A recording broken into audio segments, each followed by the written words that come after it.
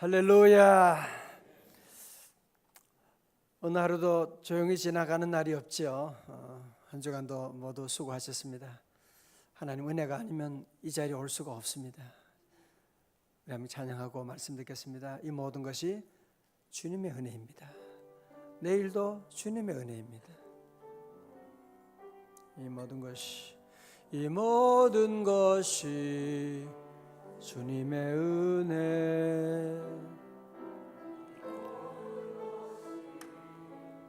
네. 이 모든 것이 주의 은혜라네.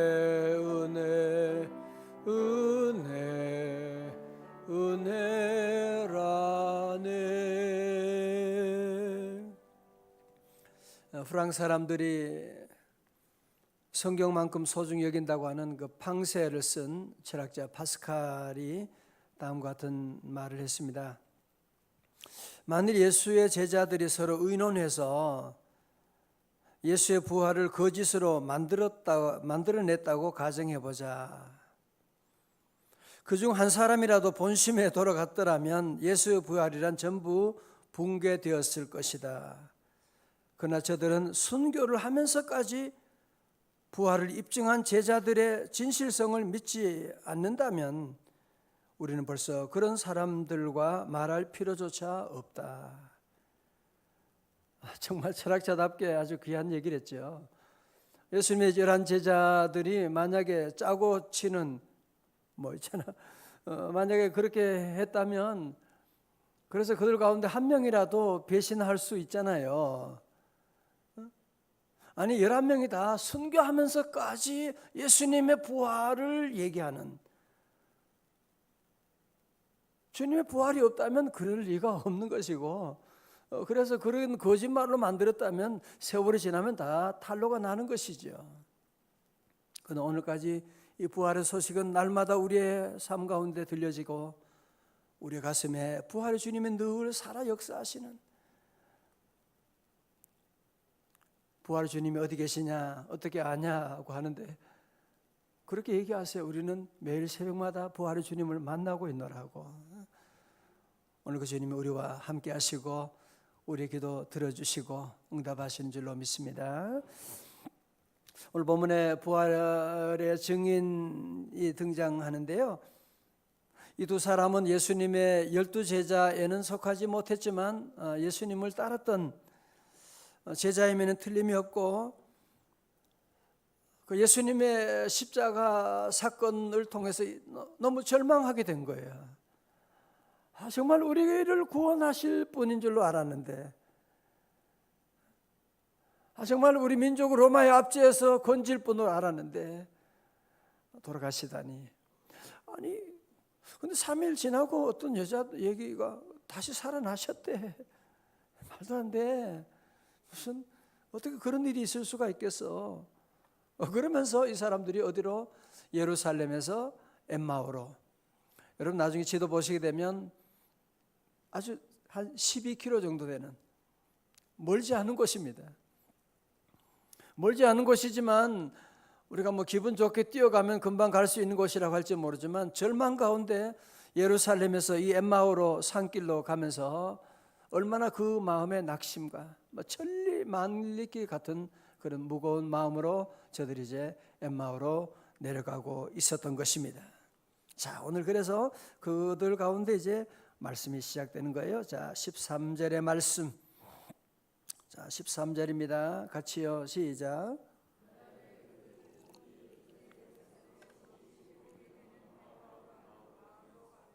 예. 그들이 엠마오라고 하는 마을로 가면서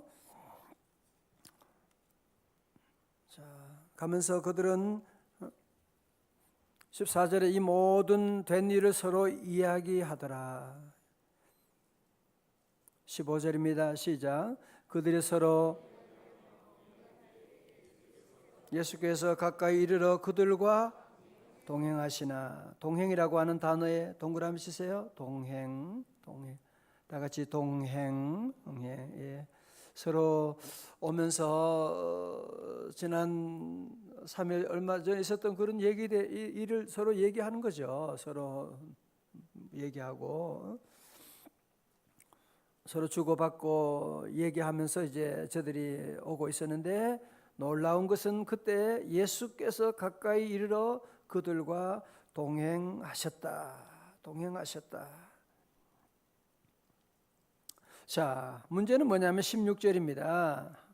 그들의 눈이 가려져서 그인 줄, 누구인 줄, 예수신 줄 알아보지 못하거늘. 자, 잡을 보세요. 이 말씀 보면 참 위로가 되는 것이 뭐냐면, 우리는 가끔 그런 얘기하죠. 예수님은 목사님이나 또 훌륭한 선교사님이나 또 믿음 좋은 사람들과만 늘 동행하시지, 뭐 나는 같이 말씀 문제 많은 사람과는 주님 동행하지 않을지도 모른다, 그런 생각을 할 때가 참 많이 있는데, 오늘 성경 보면 그러지 않지 않다는 거죠. 제자들 부활 얘기 들었으면서도 불구하고 저들은 믿지 않고 절망 가운데, 낙심 가운데 저들이 예루살렘을 떠나서 엠마오로 가고 있는 이 한심한 사람들, 바로 그들도 주님이 찾아오시고 그들과 동행해 주셨다고 하는 사실. 오늘 저 바람도 마찬가지로 주님이 여러분이 얼마나 실수하고 부족하고 문제가 있어도 우리 주님은 우리 곁을 떠나시는 분이 아니에요. 늘 우리와 동행하시는 분이시다. 주가 나와 동행을 하면서 나를 친구 삼으셨네. 우리 서로 받은 그 기쁨을 알 사람이 없도다. 이 제자들은, 한심한 제자들은 부활의 주님이 오셨는데도 불구하고 눈이 가려서 보지를 못하고 있는 거예요. 알지 못하고 있는 거예요. 그래도 주님은 그 제자들을 떠나지 아니하시고 함께 계속 동행하고 있으신 거예요. 자, 우리 주님은 얼마나 재미있으신지요. 한심한 제자들에게 야, 나 모르겠어, 뭐 그렇게도 말할 수 있는데, 주님은 그렇게 말씀하지 않으시고, 너희가 지금 뭘 그렇게 심각하게 주고받고 있는 얘기가 뭐냐, 무슨 얘기하고 있는데, 주님이 그렇게 물어보자 두 제자가 얘기를 하죠. 첫 번째 뭘 얘기합니까? 십자가에 대한 얘기를 합니다. 십자가 사건을 예수님께 설명해 주는 거예요. 얼마나 웃긴 일입니까? 예수님께 그것도 몰라요? 그러면서 예수님께 이제 설명하는 거예요. 20절에요. 우리 대제사장들과 관리들이 사형 판결에 넘겨주어 십자가에 못 박았어요. 못 박았습니다. 두 번째 무슨 얘기합니까? 부활 사건을 얘기하죠. 우리 사람 이스라엘을 속량할 자라고 바랐노라. 이뿐 아니라 이 일이 일어난 지가 사흘째요. 또한 우리 중에 어떤 여자들이 우리로 놀라게 하였으니 이는 그들이 새벽에 무덤에 갔다가 23절요. 시작. 그의 시체는 보지 못하고 와서 그가 살아나셨다 하는 천사들의 나타남을 보았다 합니다. 또 우리와 함께한 자 중에 두어 사람이 무덤에 가 과연 여자들이 말한 바와 같음을 보았으나 예수는 보지 못하였느니라 하거늘. 당연하죠. 예수님을 보지 못하죠. 부활하셨는데 빈 무덤이죠. 자, 여러분, 이렇게 주님의 그 부활 사건에 대해서 저들이 말씀은 들었는데 모르겠다는 거죠. 믿지 못하고 있을 때 우리 주님이 말씀합니다. 25절에요. 이르시되 미련하고 선지자들이 말한 모든 것을 마음에 더디 믿는 자들이여.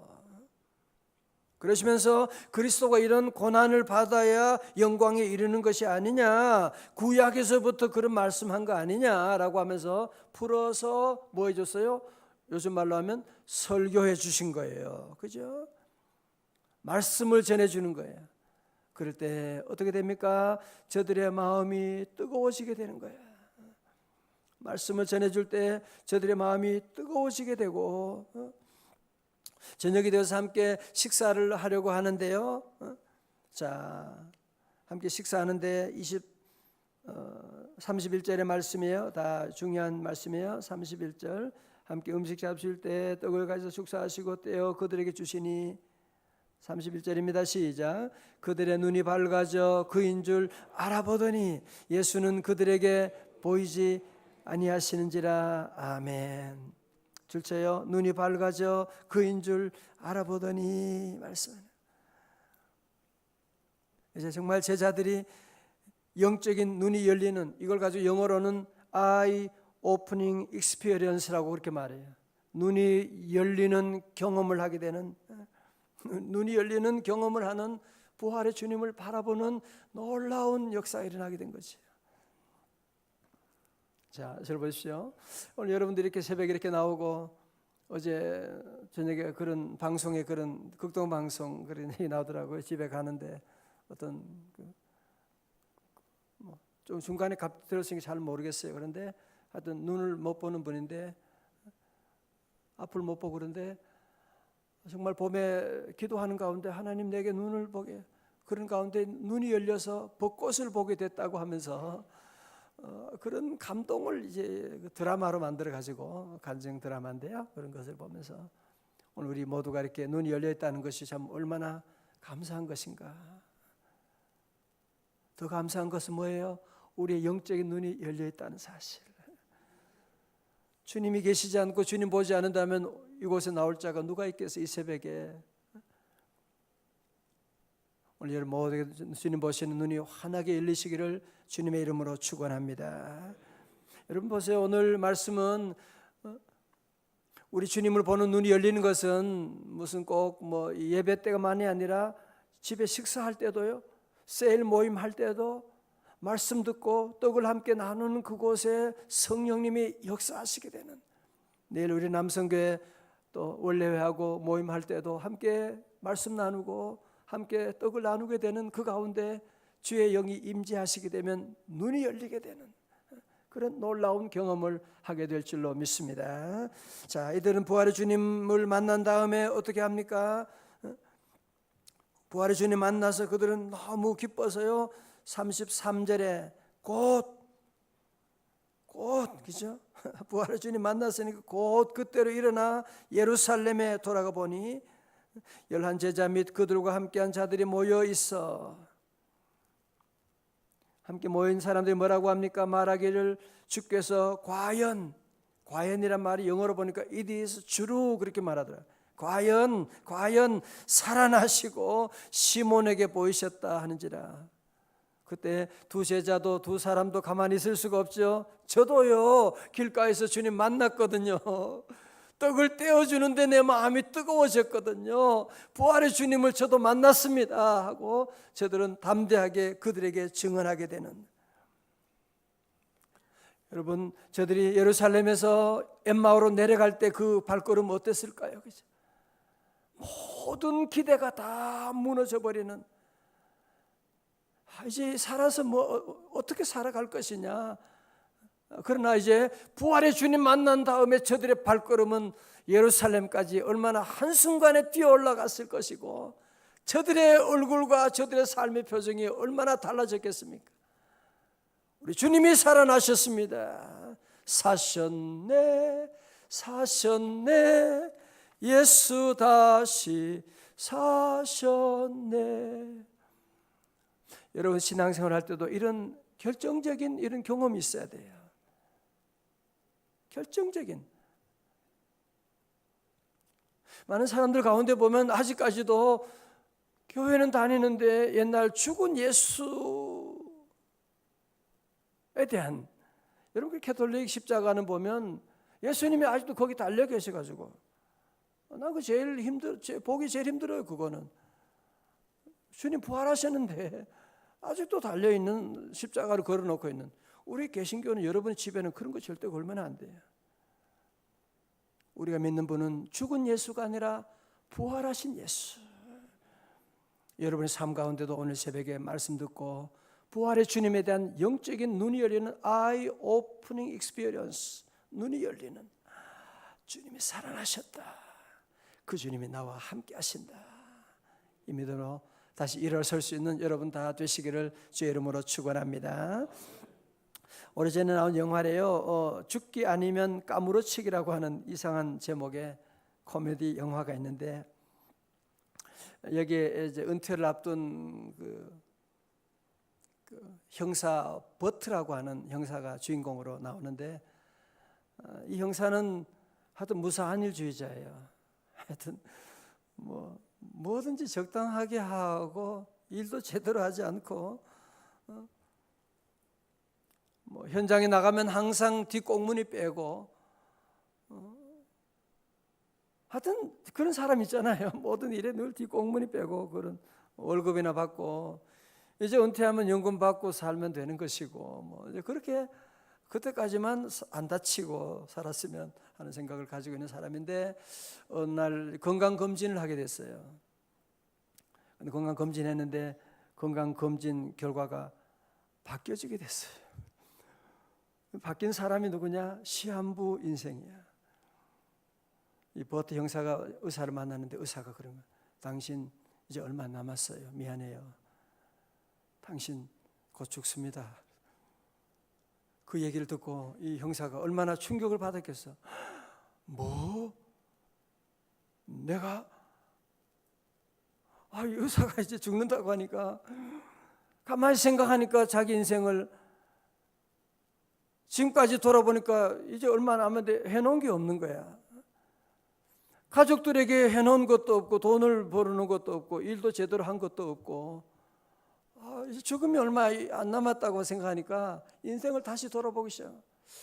큰일 났잖아. 이거 그럼 이제 몇 달, 이제 얼마 안 남은 인생 어떻게 살아야 되냐. 근데 얘기를 들어보니까 그 경찰서에는 이제 순직하면 30만 달러를 준다는 얘기. 그래서 마음속에 그러면 내가 우리 가족들 위해서라도 순직해서 30만 달러, 한 3, 4억 되는 3억 넘는 돈이니까, 그 가족들에게 이거라도 내가 남겨주고 마지막이라도 가족들에게 이거라도 남겨줘야 되겠다 생각하고, 그는 퇴직하기 전에 그는 뭐예요? 순직하겠다. 무슨 얘기예요? 죽겠다 이거죠. 그래서 그 다음 날부터 사건이 일어나면 이 사람이 제일 무조건 앞에 나가는 거야. 무조건 앞에 나가서 악당들과 싸우고 하는데, 악당들이 이 사람이 막 처음에는 우습게 봤는데 막 죽기 살기 죽겠다고 하고 막 달려드니까 막 겁이 나가지고 다 잡아오는 거야. 막 다 잡아오는 거야. 나 죽고 싶은데 안 죽는 거야. 총 쏘는데 가면 막 총이 막 옆으로 막 휙 날아가 버리는 거야. 방탄복도 안 입고 가요. 아예 그냥 나 죽으려고 죽기로 아주 작정을 한 거야. 아주. 그래서 순직 해서 30만 불 받아야 되니까. 근데 안 죽는 거야. 계속 안 죽고. 그러면서 가족들과 함께 이제 얼마 안 남았으니까, 그동안 아내와 대화도 못했는데 아내와 얘기합니다. 시한부란 얘기는 못하지만 아내에게 그동안 너무 고마웠고 이런 얘기를 하고, 아내가 이상한 거야. 이 사람이 왜 이렇게, 그러나 좋지요. 가족들과 함께 식사도 하고 다정하게 얘기를 나누게 되고, 그런 가정 안에 놀라운 변화가 있게 되고, 그 후에 한 번은 그 동네 가장 악당이 있어요. 가장 악당이 있는데, 이 사람이 혼자 가서 악당을 내가 잡아오겠다고. 사람들이 깜짝 놀래요. 이 사람은 죽지는 않고 계속 표창장만 계속 늘어나니까 신경질 나잖아요. 그러니까 이번에 진짜로 내가 죽어야지 그러면서 악당 있는데 혼자 가서 방탄복도 안 입고 그냥 쳐들어갔어요. 갔더니만 이 사람들이 완전히 겁을 먹어가지고 그 악당들 다 잡아왔다는 거 아니에요. 그리고 그때 자기의 건강검진 결과가 잘못됐다고 하는 것을 이제 알게 되었다, 뭐 이런 얘기이죠. 한번 보시도록 하면 좋을 것 같아요. 그죠? 자, 여러분만 이런 일이 실제로 있었다면 이 사람들이, 이 버트 형사가 어떻게 할까요? 내가 괜히 손해 많이 봤잖아, 그렇게 생각할까요? 억울하다 생각하고 다시 옛날로 돌아가겠어요? 아니면 정말 내가 다시 정말 잘 살았구나, 내가 잘 놀라운 체험을 하게 됐구나라고 생각하고 그런 삶을 살겠어요? 당연히 후자겠지요, 그죠? 정말 죽기를 각오하고 했더니만 죽지 않고 살아나게 되는, 여러분 사도 바울이 고린도전서 15장 31절에 뭐라 그래서 나는, 빨리 안 나와요? 나는 날마다 죽노라. 왜? 부활신앙을 가졌으니까. 그런데 나는 날마다 죽노라고 했는데 날마다 살아나게 되는 놀라운 역사가 늘 있게 되는 거야. 나는 죽었지만 내 안에 부활의 주님이 역사하셔가지고 주님으로 말미암아 놀라운 구원의 역사, 선교 역사가 일어나게 되는 것을 간증하고 있는 것 아닙니까? 오늘 저는 이 아침에 우리 모든 성도들이 누가복음 이 말씀 잘 아는 말씀이지만 여러분 가운데 다시 우리 인생의 눈이 열려질 수 있기를, 늘 두렵고 염려하고 무사한 일 주위에 이 보트 형사처럼 걱정하고 두려워하고 그렇게 살아가면 안 되잖아요, 그죠? 우리 인생이 다 시한부인데, 여러분 인생도 시한부라는 거 알고 계세요? 시한부예요. 다 시한부라니까요. 그 길이가 좀 길고 짧은 차이일 뿐이지 우리는 다 시한부 인생이고 우리의 마지막은 하나님의 나라 영원한 축복이 있는데, 우리 성도 여러분 다 시한부 인생, 우리 두려워하고 염려하고 절망하고 좌절하며 살아가는 엠마오 제자들의 전반부의 삶이 아니라 나는 부활의 주님을 만났습니다. 그 주님이 나와 함께 하십니다. 나와 동행해 주십니다. 때로 여러분이 낙심하고 절망하고 울고 있을 때에도 부활의 주님은 여러분과 함께 해주시고 우리의 길을 인도하시고, 우리 모든 성도들은 부활신앙을 늘 생각해야 돼요. 사도 바울처럼 오늘 고린도서 사도 바울 15장 57절에 뭐라 그래요? 사망아 너의 쏘는 것이 어디냐?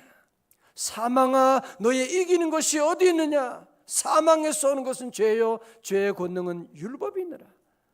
우리 주 예수 그리스도로 말미암아 이김을 주시는 하나님께 감사하노니. 이제 우리 성도들이 부활신앙을 부활절만 생각하면 안 돼요. 부활 찬송 부활절만 부르면 안 돼요. 여러분 삶 가운데 우리 주님이 나를 돌아가시고 그리고 부활하셨다는 사실, 여러분 눈이 바뀌어져야 돼요. 정말 보트 형사처럼 눈이 바뀌어지고 여러분 믿음 안에 나는 죽기를 각오하고 사랑하고 복음 전하고 나가게 되면 살아나는 거예요. 부활의 주님이 역사하는 거예요. 우리 모든 성도들 다 부활 신앙으로 부활을 경험하는 부활의 증인들 다 되시기를 주님의 이름으로 축원합니다. 할렐루야. 다 같이 우리 주님 사셨습니다. 부활의 주님 나와 함께 하십니다.